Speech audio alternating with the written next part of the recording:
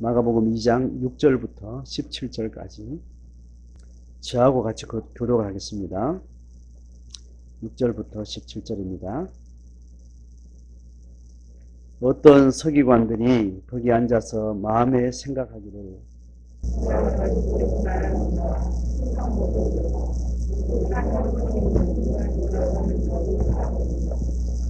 그들이 속으로 이렇게 생각하는 줄을 예수께서 곧 중심에 아시고 이르시되 어찌하여 이것을 마음에 생각하느냐.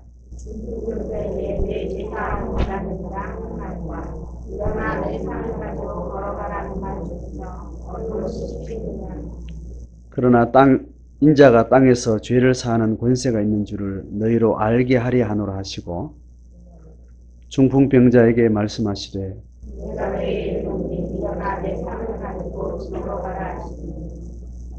그가 일어나 곧 상을 가지고 모든 사람 앞에서 나가거늘 그들이 다 놀라 하나님께 영광을 돌리며 이르되 우리가 이런 일을 도무지 보지 못하였다 하더라. 예수께서 다시 바닷가에 나가시니 무리가 나와보니 예수께서 그들을 가르치시니라. 또 지나가시다가 알페오의 아들 레위가 세관에 앉아 있는 것을 보시고 그에게 이르시되 나를 따르라 하시니 일어나 따르니라. 예수의 앉아 덮으실 때 많은 세리와 레위인이 예수와 그들과 함께 앉았으니 이는 그러한 사람이 많이 있어서 예수를 따르니라. 바리새인의 서기관들이 예수께서 죄인 세리들과 함께 잡수시는 것을 보고 그의 제자들에게 이르되 어찌하여 세리 및 죄인들과 함께 먹는가. 예수께서 들으시고 그들에게 이르시되 건강한 자에게는 의사가 쓸데없고 병든 자에게라야 쓸데있느니라. 나는 의인을 부르러 온 것이 아니요 죄인을 부르러 왔노라 하시니라. 아멘. 지난주 1절부터 12절까지 중풍병자를 만나시는 예수님, 그 내용 가운데 지난주에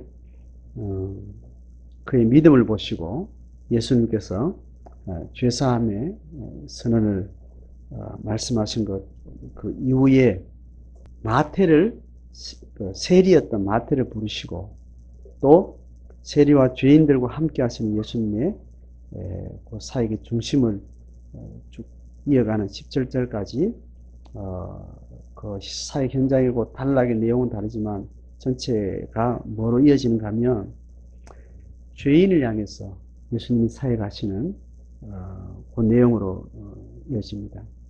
마가의 기록에 이 마가복음을 기록하는 마가의 기록의 의도가 이제 우리한테 이렇게 읽혀져야 됩니다. 1장까지는 예수님의 사역 초기에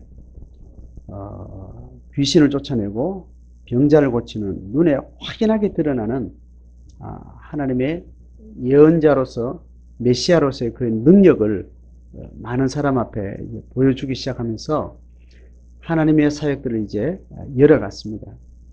예수님의 마지막 사역은 결국은 이 로마 정권으로부터 독립하는 이스라엘의 신성 국가로서의 독립을 목적하는 것도 아니고 모든 열방의 모든 영혼들을 향해서 영혼의 죄를, 영적인 죄를 해결하시기 위한 십자가 사역의 핵심이기 때문에 그 사역을 이제 노골적으로 예수님이 이제 말씀하시기 시작하는 겁니다.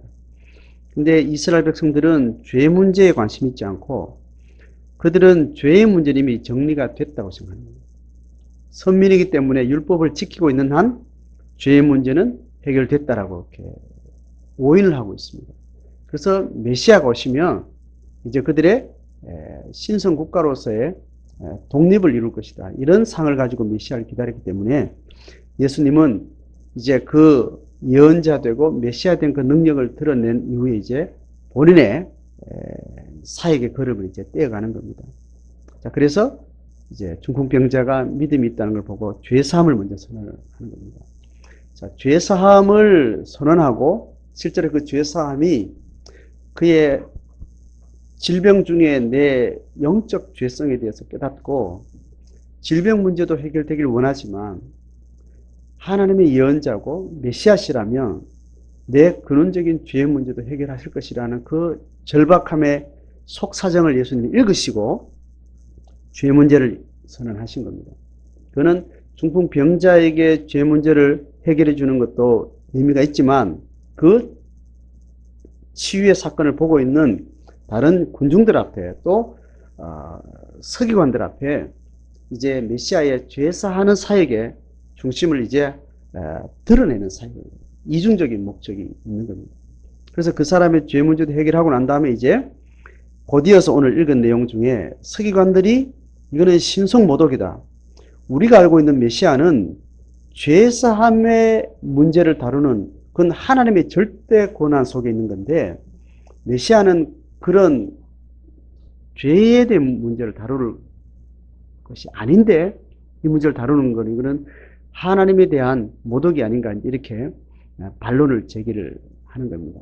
여기서부터 예수님은 메시아가 무엇을 하기 위해서 왔고 그것을 어떻게 논증하시기 시작하는지를 이제 보여주게 되는 겁니다. 그러니까 예수님의 이 사역은 이제 육신의 질병을 치유하는 것과 영적인 죄를 해결하는 두 가지 문제에 대한 관점들을 이제 쭉 펼쳐가는데 17절에 그죠? 마지막에 이렇게 우리가 잘 아는 건강한 자에게는 의사가 쓸데없고 병든 자에게라 쓸데있느니라. 의인을 부르러 온 것이 아니요 죄인을 부르러 왔노라. 이제 영적인 죄인의 문제를 해결하려고 오셨는데 그 문제를 해결하기 위해서 예수님 늘 만나는 현장은 누군가하면 육신의 고통, 영적인 고통이 아닌 육신의 고통의 현장에서 그의 영혼의 문제를 만져주시는 겁니다. 그러니까 오늘 중풍병자도 영혼의 문제를 자기가 인식하기 전에 뭐를 먼저 만났는가 하면 육신의 문제를 먼저 만나게 되는 겁니다. 인간의 원래 가지고 있는 철학적인, 인식적인, 또 그리고 영적인 문제가 있지만 그것을 직면할 때는 대체로 어떤가 하면 육신의 한계 상황에 왔을 때 문제가 생기고 질병의 문제가 생기고 인생에 생존하기에 불과할 정도로 인생 자체의 위기의식을 느꼈을 때 근원적인 자기 존재 문제를 인식하면서 영적인 자기 실존을 이제 맞닥뜨리게 되는 겁니다. 자, 그럴 때 이제 그가 신앙으로 하나님과 신과의 영적인 어떤 실존과의 만남이 이제 열리게 됩니다. 중풍병자도 그런 의미에서 예수님을 만나게 된 거죠. 하고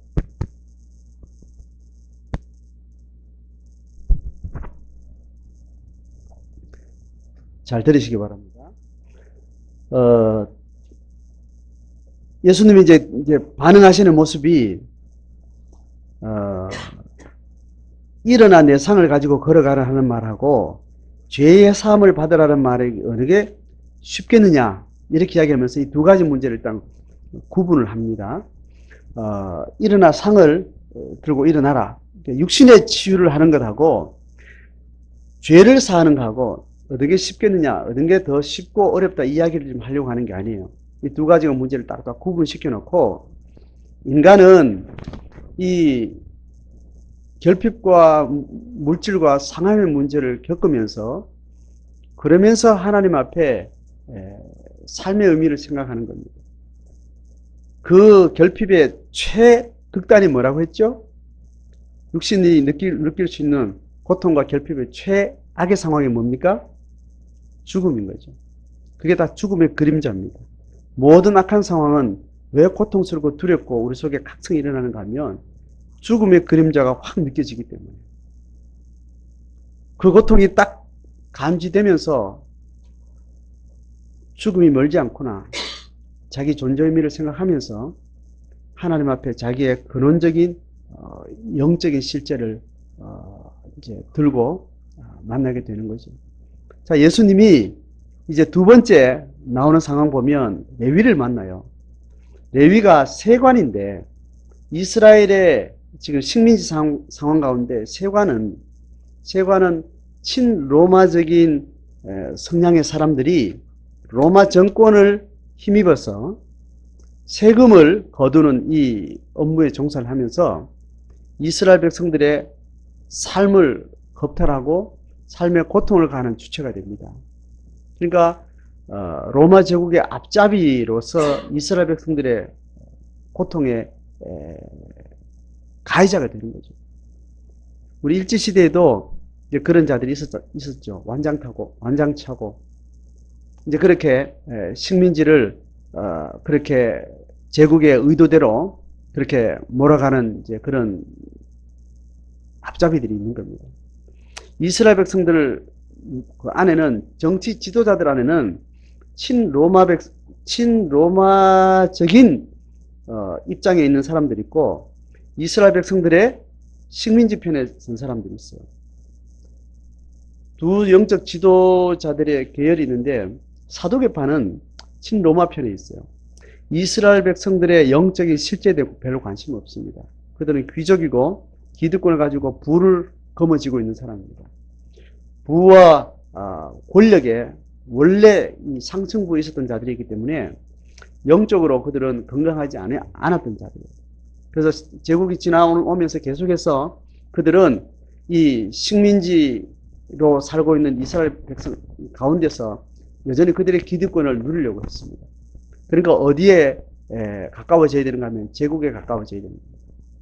제국에 가까워지면서 제국이 식민지를 통치하기에 가장 좋은 방법은 뭐냐면 그곳 유지를 세우는 거예요. 영주를 세우는 겁니다. 그러니까 그 원래 식민지 안에 어떤 귀족에 해당하는 지도력이 있고 또 돈과 권력이 있는 그들에게 그 지역을 맡기는 거예요. 그러려면 그들이 어떻게 돼야 되는 거예요? 친로마적인 권위 아래 굴복할 수 있는 성향이어야만 되는 겁니다. 자, 그 층에 유지했던 사람들이 사두개인들, 사두개파들입니다. 이들은 성전을 중심으로 해서 종교 권력을 가진 자들이었고 종교 영역과 함께 또 그 영역에 있는 사람들은 정치적인 신뢰를 받고 영주로서 그렇게 로마로부터 권력의 위협을 받아서 통치하는. 그래서 이스라엘 북쪽은 헤롯이 모압의 출신인데 이스라엘의 지배를 위임받아서 영주로서 생활했고 밑에 유대 지방은 그럴 만한 사람이 없었기에 로마에서 집정관을 보낸 겁니다. 총독, 본디오 빌라도 뭐 그렇게 이제 이스라엘 안에도 나눠지면서 예수님 당시에는 헤롯이 전체를 다스리고 있었습니다. 그런데 33년 지나는 동안 그 예수님 당시에 유아 살해를 했던 그 헤롯이 자녀들에게 분할해 준 겁니다.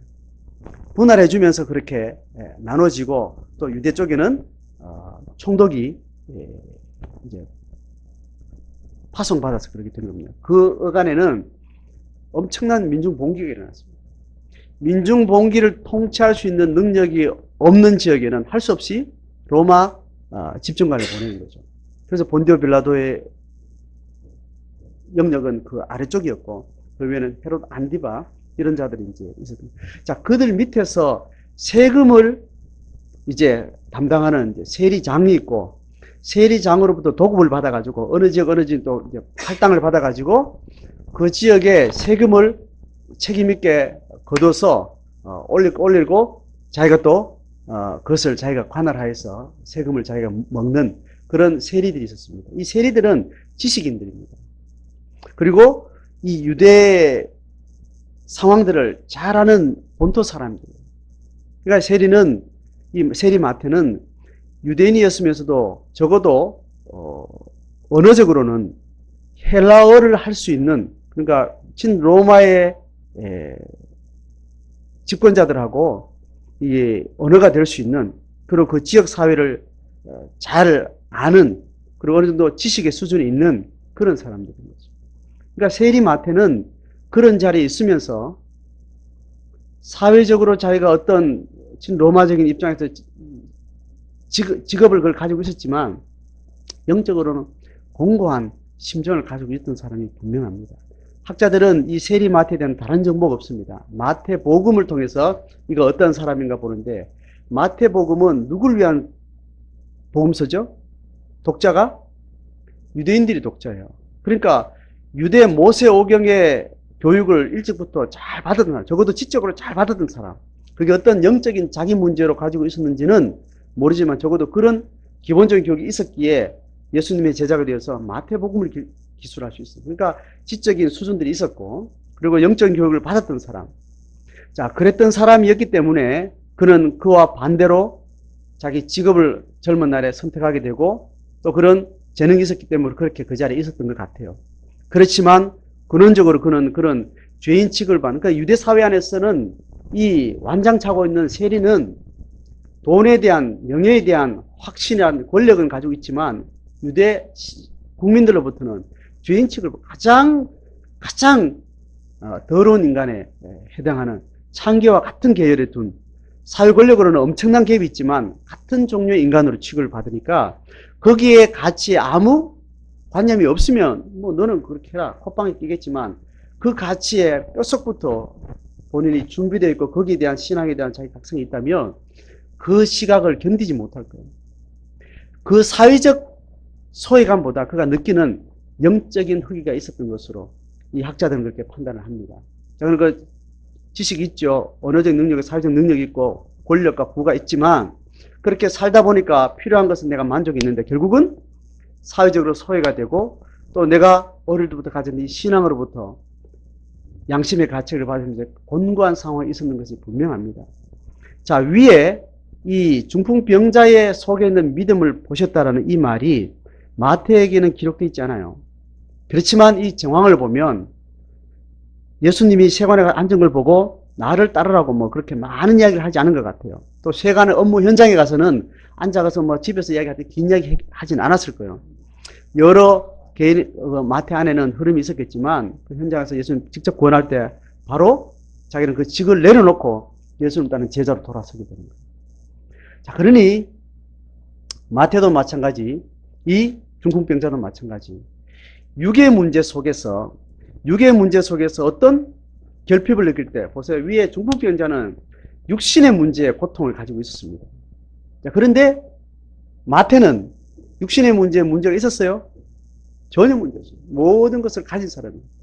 그런데 사회적으로 소외를 받고, 그 유대 사회 안에서 자기가 소외받고 자기 안에 돈이 많고 권력이 있으면 이 직업을 내가 가지고 이 일을 잘하면 사람들한테 눈치 받고 그냥 살지 뭐 그렇게 시작했지만, 그 허기는 날이 갈수록 양심에 찔림이 있고 기쁘지 않고 행복하지 않고 그렇게 죄인 취급을 받으며 살아가는 그 삶이 결코 그 삶에 지속할 수 있는 참된 삶은 아니라는 판단 속에 갈급한 가운데 어느 날 예수님을 만나게 되고 그 마음의 중심을 보신 예수님이 가서 이야기했지 않겠습니까? 보세요. 이 중풍병자도 그 온 상황에서 그 안에 믿음을 보시고 그 말을 하신 겁니다. 그러니까 세리 마태가 업무하는 그 현장에 가지고 나를 따라고 말한 것은 이제 뺨만 때리면 바로 눈물 흘릴 정도로 속이 훤히 예수님께 보여진 겁니다. 그러니까 가서 나를 따르라 하니까 그 전에 이미 내 안에서 정신적으로, 정서적으로 그 소외감과 죄의식 속에 있던 마태가 바로 모든 것을 버려두고 예수님을 따르게 된 거예요. 우리가 예수를 만나는 사건은요, 이 영적인 사건들이 우리 가운데 딱 맞닥뜨려질 때는 그 이전에 인격적인 혼의 영역의 혼란과 결핍에 대한 무언가가 있습니다. 그건 또 혹은 이전에 육체적인, 사회적인 어떤 눈에 보이는 문제, 고통과 어떤 문제의식 속에서 어떤 영적인 것에 대한 갈구가 시작돼요. 대부분이 이런 흐름을 가집니다. 어느 날 갑자기 신에 대해서 딱 생각하고 이렇게 하는 사람은 그렇게 많지 않습니다. 타고나게 신적 감수성을 가진 사람이 있어요. 그런 사람들은 특별하게 또 철학적 사유로 하는 사람도 있습니다. 초등학교 6학년 때 어떤 집사님의 간증을 들었는데, 초등학교 6학년 때 아이들이 점심때 막 엄청나게 이제 운동하고 땀을 뻘뻘 흘리면서 이제 오후에 이제 수업을 딱 들어왔는데, 그 열심히 운동하고 딱 들어와서 창문 밖을 딱 보는데 햇빛이 막 내리쬐는 운동장인데 텅 비어있는 딱 보면서 그 순간 자기가 6학년 때라고 인식을 금방 하는 거예요. 인간이 왜 사나 그 생각했다는 거예요. 남자인데 6학년 남자애가 그렇게 점심 때 열심히 운동하고 나서 땀밥을 막 우통 먹고 그래가 이제 점심 이제 오후 수업을 이제 기다리고 이렇게 시작하면서 창밖을 이렇게 보는데 그 떼약볕에 그 공허한 그 운동장을 보면서 막 열심히 뛰고 온 그 몸인데 인간이 왜 사나 하고 이렇게 영적인 뭐 이렇게 인간의 근원적인 질문에 대한 의식이 이렇게 떠올랐던 걸 자기가 지금도 기억을 한대요. 이제 이런 사람이 종종 있습니다. 근데 보통은 사회적인 문제나 정신적인 문제나 정서적인 문제나 육신의 문제를 통해서 자기의 실존에 대한 생각을 하게 됩니다. 자, 그럴 때 예수님 이야기하는 겁니다. 건강한 자에게 의사가 쓸데없다. 이 말은 건강한 사람이 있다는 말이 아니고 스스로 만족하고 스스로 삶에 특별히 문제가 없는 자에게는 의사를 찾지 않는 것처럼 영적인 문제의식을 갖지 않는다는 거죠. 그래서 예수님이 왜 세리와 창기들을 만나 자꾸 대화를 하려고 하는가 하면 대부분 그들 속에 육체적으로 사회적 소외감을 느끼면서 삶의 의미가 없어서 참 방황하는 내면 세계를 가진 사람들이 있는 것과 자꾸 예수님을 만나게 되는 거죠. 그러다 보니까 이 바리새인들 앞에는 저 사람 왜 자꾸 하나님의 어떤 신성의 어떤 권위를 가지고 왜 하나님을 가장 저주하는 저 인간들을 자꾸 만나느냐 이 이야기를 하게 되는 거죠. 근데 실제로 죄에 대한 하나님과 만나는 그 마음의 준비가 된 사람은 대체로 삶의 우환을 당하고 고통을 당하고 삶의 의미를 잃어서 방황하는 자들이 하나님 앞에 나올 수 있는 영혼들이라는 거예요. 그래서 우리는 이 영의 문제와 육의 문제는 항상 함께 가는 거예요. 우리 개인의 신앙의 초기도 그렇고 신앙의 경험들을 계속 해나갈 때마다 육신의 한계를 겪을 때 더 영적으로 감각이 더 선명해집니다. 그래서 육의 사건으로 끝나지 않아요. 육의 사건은 영의 사건과 함께 갑니다. 신앙이라는 것은 육에 머물리고 사는 모든 사건 속에 그 사건을 영적 사건과 늘 연결시키는 그 길을 걸어가는 사람이 신앙인입니다. 영적인 길을 걸어간다 하면 기도원으로 막 걸어가는 그 길이 아니잖아요. 영적인 길을 걷는다는 것은 정상적인 일상생활 속을 하는 사람이에요. 그러면서 그 일상생활이 그 일상생활을 끝나지 않고 그 안에 영적 사건으로 모든 것이 연결되는 거예요. 그 훈련이 영적인 훈련이고 영적인 길을 간다는 것은 그러한 길을 가는 거예요. 오늘 밥을 먹었으면 그 밥 먹는 과정 가운데 그 사건이 오늘 예수님과 함께하는 영적 경험이 되는 거예요. 청년 때 IBF제가 공동체에서 어떤 청년이 대학생이 돼가지고 예수님을 영접했어요. 왜 영접했나 그러니까 자기가 여름 수련회 때, 여름 방학 때 어디에 물놀이 갔다가 빠져 죽을 뻔했다. 종교에 대해서 배운 적도 없고 누가 옆에서 말해준 적도 없고 자기가 종교를 찾은 적도 없고 생각해 본 적도 없고 한 번도 신앙과 종교하고는 전혀 상관없이 20살까지 살았는데 물에 빠져서 죽는 경험을 한번 하고 나서 갑자기 삶에 대한 질문이 생겼다. 죽음을 임박할 경험한 그런 경험들을 물에 빠지면 가장 실감 있게 합니다. 죽을 가능성이 가장 낮은데 가장 죽음의 공포가 가장 엄습하는 게 물에서의 공포예요. 어지간해서 안 죽습니다. 기절하고 숨이 멈췄는데도 압박하면 살아나고 이렇게 돈을 살아요. 그런데 물은 수영을 못한다는 느낌과 함께 물에 빠지면 바로 죽음이 자기를 덮치는 경험을 정석으로 해요. 그러니까 어떤 상황보다 물에 빠지는 경험이 가장 죽음의 공포가 가장 강력하게 밀려온대요. 그러니까 그 청년이 그 이후에 IBF 찾아와서 전도 성경부를 하고 예수를 믿었다는 거예요. 그러니까 한 개인의 육적인 사건은, 육의 사건은 자연스럽게 영적 사건과 연결이 됩니다. 특별히 육신의 결핍의 문제, 고통의 문제가 있을 때 우리에게도 그렇게 신앙생활들이 그렇게 시작됐습니다. 저도 처음으로 하나님하고 기도를 막 한 적이 언젠가 하면 초등학교 6학년 때 대구 나와가지고 이제 외할머니 밑에서 이제 공부하다가 그때는 고등학교를 인문계를 시험 쳐서 들어가는 데잖아요. 그래서 공부를 뭐 잘했겠습니까? 학원도 안 가고 돈도 뭐 없이 그냥 맨날 밥 먹고 학교 왔다 갔다 하니까 엄마 아빠 없으니까 그냥 학원도 안 다니고 공부를 하는 동 마는 동 그냥 중학교 생활 또 중학교 때 뭐 태권도 하고 태권도 한다고 막 쫓아다니고 뭐 이렇게 하니까 공부를 하나도 전혀 잘 못하는 수준이었는데 아버지가 나를 이 대구까지 유학을 보낸 거는 적어도 인문계를 가서 대학을 가야 되는 거예요. 그 머리는 제가 중학교 때 있었던 것 같아요. 그래가지고 중학교 2학년 때까지 거의 뭐 공부하고는 전혀 상관없이 살다가 중3 올라가면 내가 인문계를 가야 되는구나. 그러면 제가 그때 퍼센트로 따지면 숫자가 많을수록 이렇게 밑인 거죠. 그죠? 한 7, 80% 있었던 것 같아요. 지금 이렇게 생각해보면.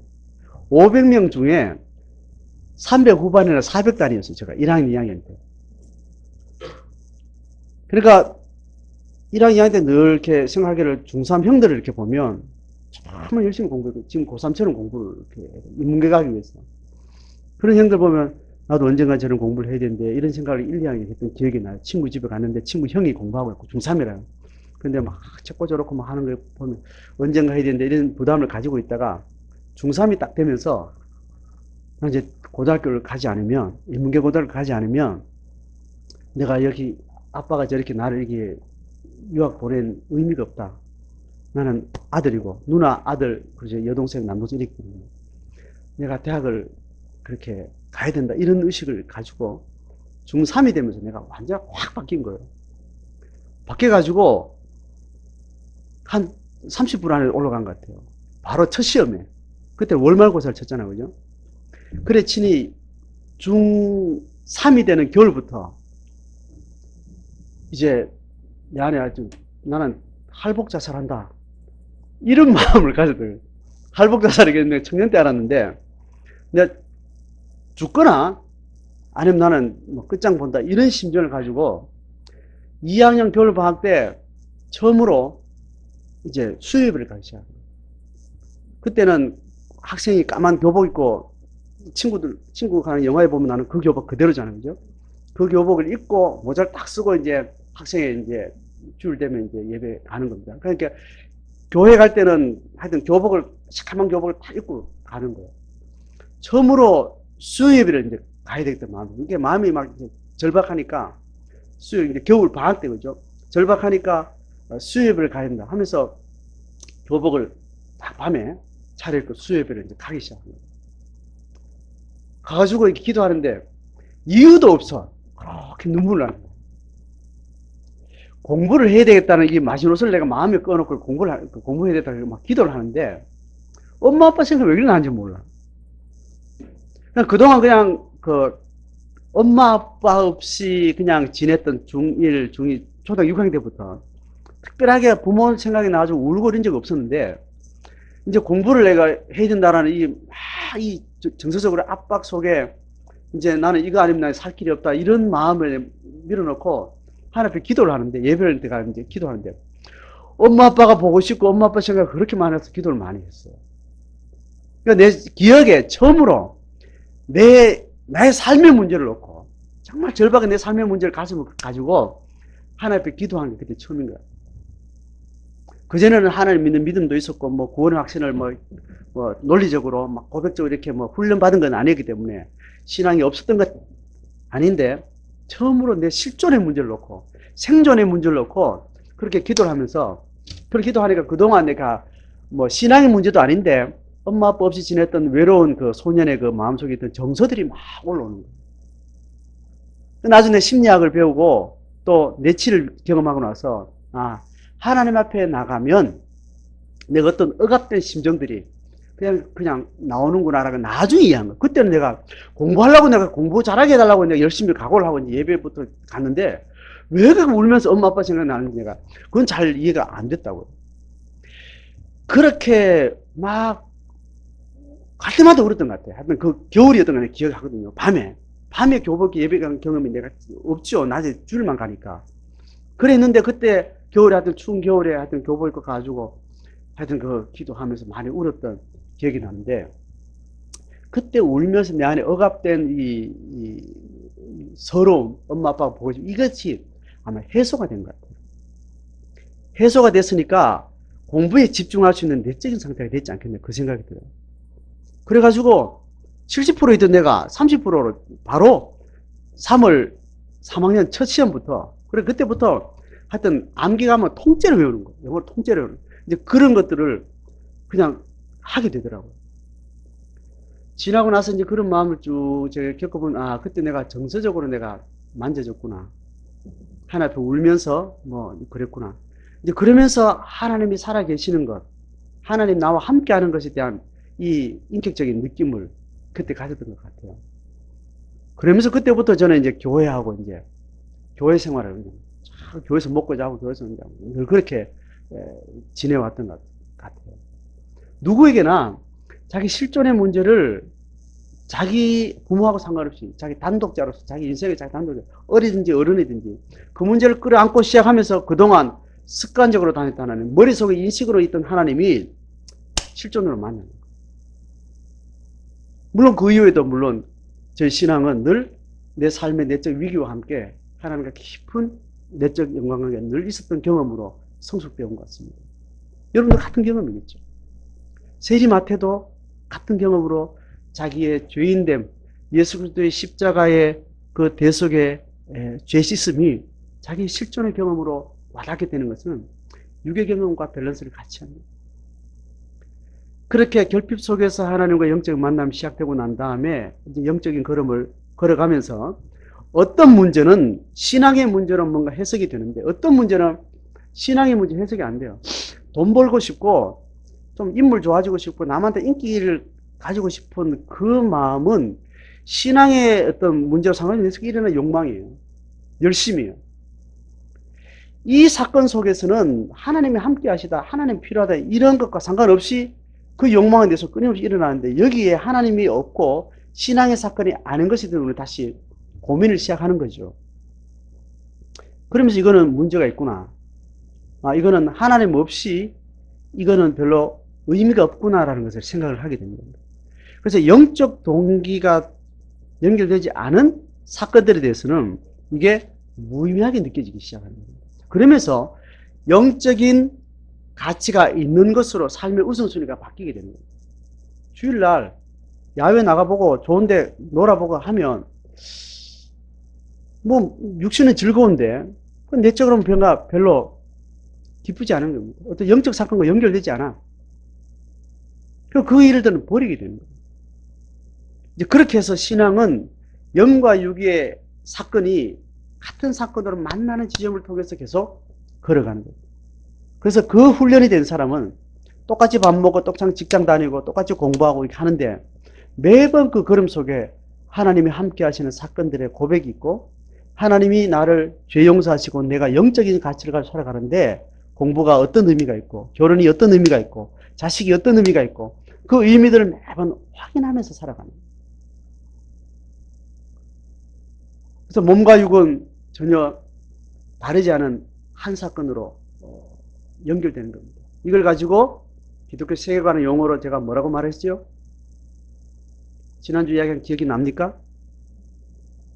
완전전자, 한일자. 삶의 모든 육적인 사건이, 육의 사건이 신앙의 사건으로 질문을 가지고 질문할 때 신앙의 문제가, 신앙의 어떤 의미화가 배치된다든지 의미가 연결되지 않을 때는 그걸 버리게 됩니다.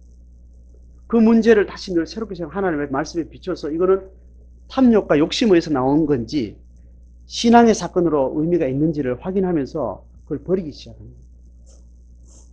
그래서 신앙은 전일적이어야 된다는 거예요. 왜 맛있는 음식을 먹으면서 여행을 다니고 맛집을 찾아다니고 먹는 것이 즐거워서 그걸 어떤 여행의 목표로 삼고 모임의 목적이 맛집을 찾아다니는 그런 모임이 문제가 있다. 신앙의 동기를 가진 사람은 그게 문제가 있다는 질문들이 우리 속에 점검이 되는 겁니다. 아, 이거는 신앙의 동기와 상관없이 이건 내 탐욕이구나.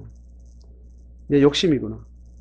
교회를 다니면서도 그 영혼의 거취를 묻고 자기 영적인 삶을 서로 돌아보는 것이 아니고 뭐 자기 육적인 필요를 채우는 것들 이것을 이게 문제가 있구나라고 발견하는 거죠. 이게 사교 모임으로 지속되는 이 종교 생활은 이 영적 사건과 상관없는 또 다른 인간의 욕망이구나. 이런 것들이 구별이 되는 거죠. 그 신앙은 전일적으로 나가지 않으면 이율배반적인 삶을 살아가는 거예요. 저는 예수님은 죄의 문제를 만나는 사건은 자기가 죄의식을 가진 존재다. 내가 하나님 앞에 죄인이구나. 하나님과 관계하지 않고는 내가 살 수가 없구나. 그런 자기 존재의식 속에서 만나게 됩니다.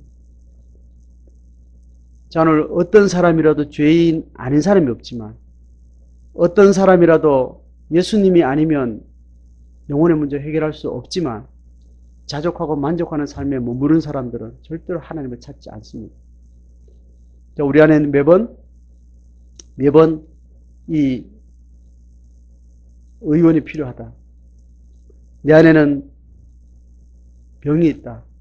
예수님의 생명이 아니면 내가 존재할 수 없다라는 그런 영적인 감수성을 가지고 우리가 살아가는 것인데 그것을 위해서 결국은 어느 방향으로 의도적으로 어디로 가는가 하면 의도적 결핍으로 우리가 가는 거예요.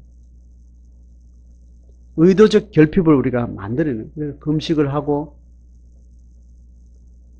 내가 만족하는 시간들을 자꾸 줄여가는 부족과 결핍의 상황으로 나를 자꾸 세워가는 거예요. 그렇게 할 때 영적인 감각이 더 민감하고 선명해지는 거예요. 그래서 기독교인들은 특별한 문화가 생기는 거예요. 부유하고 풍족하고 만족스러운 이런 것에 자기를 자꾸 이렇게 시간을 개방하지 않고 그런 걸 자꾸 차단하는 겁니다. 영적인 감각이 더 선명하려면 우리 속에 많은 불편함이 있어요. 너무 만족스럽고 이런 부분들이 자기를 방치하지 않는 어떤 삶의 방향이 생겨요. 영적인 갈급함을 향해서 항상 집중하다 보면 그래요. 그래서 그런 문화들이 우리 속에서 격려되어지고 항상 주님이 필요합니다. 주님이 필요합니다. 이제 그런 경험들을 우리 속에서 쌓아가는 겁니다. 오늘 우리의 삶 속에 많은 사람들을 유괴 경험을 하는 상황들을 볼 때 특별히 결핍 있고 고통하는 자들 앞에 예수님을 소개할 수 있습니다. 예수님을 나눌 수 있고 영적인 이야기를 나눌 수 있는 거죠. 그 일을 나누려면 나도 항상 부유하고 풍요한 데 있는 것 말고 가난하고 비난한 데 있으면서 영적인 감수성이 내 안에 풍성하게 세워질 수 있도록 그렇게 나를 계속 훈련하는 거죠. 목회자가 쭉 목회 생활 제가 해오면서 생활이 편안하게 지내고 뭐 아무 사건 없이 지내는 그런 상황보다 항상 문제가 많고 사건이 생기고 사고가 있고 그럴 때 훨씬 더 영적으로 촉이 민감하고 살아있는 걸 이렇게 지나오면서 많이 느낍니다. 그래서 의도적 가난과 청빙이라는 것은 기독교인의 아주 중요한 덕목이구나. 우리의 삶이 더 그렇게 깊이 만들어져 가야 됩니다. 더 많은 것보다 더 적은 것을 선택하고 넓은 길보다는 좁은 길을 선택하면서 영적으로 더 풍성하고 더 전일적인 집중력을 가지고 우리의 믿음을 가지고 나갈 때 우리의 삶을 통해서 끊임없이 예수님이 만나준 것처럼 죄인을 만나주시는 죄의 문제를 영적인 문제를 향해서 계속 만남의 사건들로 이어가게 되는 겁니다. 우리 삶을 그렇게 문화적으로 잘 죄인된 결핍의 어려움과 고난 속에 우리의 삶을 잘 통제해 나가는 그런 삶으로 우리가 삶을 담아낼 때 그 담아냄을 통해서 흘러가야 될 생명력들이 우리 안에서 일생을 통해서 흘러가게 되는 겁니다. 자, 우리 안에 예수님 만나기를 원했던 죄인들과의 만남, 그 만남이 주님 오늘 우리에게도 끊임없이 우리를 만나기 원하시고 우리를 통해 더 풍성한 생명의 공급을 원하시는 그 주님은 우리는 이 건강한 자가 아닌 병든 자로서 늘 한 모금의 말씀이 필요합니다. 한 모금의 위로가 필요합니다. 물 한 잔이 필요합니다. 그 영적인 필요를 향해서 주님 앞에 늘 우리는 촉을 세우고 나가는 그런 은혜가 있기를 바랍니다.